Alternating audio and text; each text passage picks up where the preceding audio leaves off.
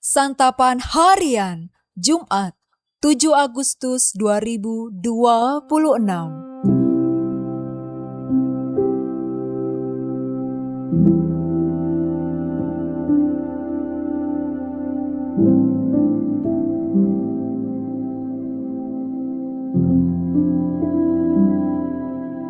Inilah program Santapan Harian, sebuah program yang mengajak Anda menelusuri isi Alkitab, agar Anda menemukan makna firman Tuhan sesuai dengan konteksnya.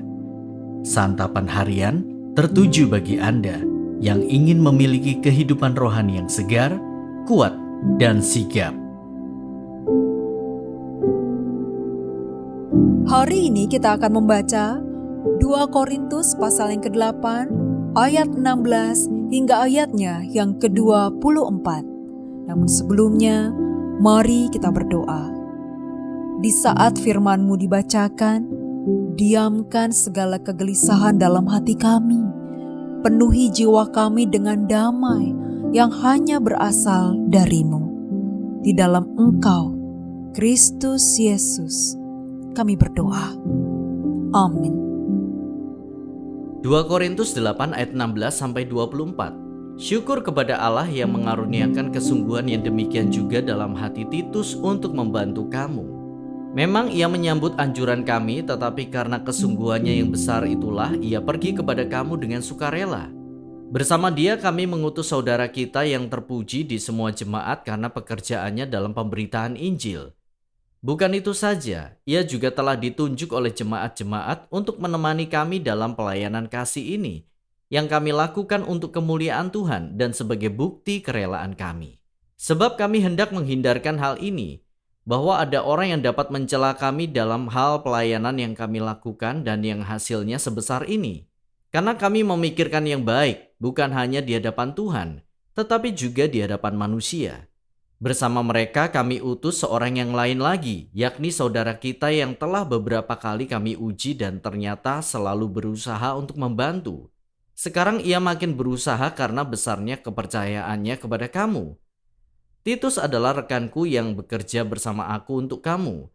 Saudara-saudara kami yang lain itu adalah utusan jemaat-jemaat dan suatu kemuliaan bagi Kristus. Karena itu tunjukkanlah kepada mereka di hadapan jemaat-jemaat bukti kasih-Mu dan bukti kemegahan kami atas kamu.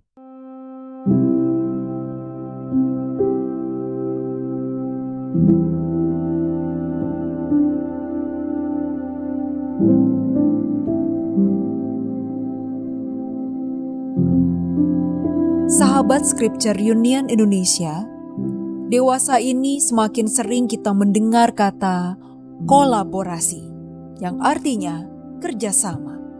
Namun, bagaimana kenyataannya? Benarkah orang-orang sungguh-sungguh bekerja sama atau malahan saling mengeksploitasi? Ini bisa terjadi di dunia kerja atau bahkan di dalam pelayanan. Kali ini Paulus tengah dalam sebuah gerakan untuk mewujudkan pelayanan kasih kepada orang-orang yang berkekurangan di Yerusalem. Dalam pelaksanaan misi tersebut, ia mengajak jemaat-jemaat Kristen di kota lainnya seperti Korintus, Roma, dan jemaat di Asia Kecil. Tersebarnya jemaat Tuhan dengan komunikasi yang terbatas membuat Paulus menyadari bahwa ia memerlukan bantuan pihak lain.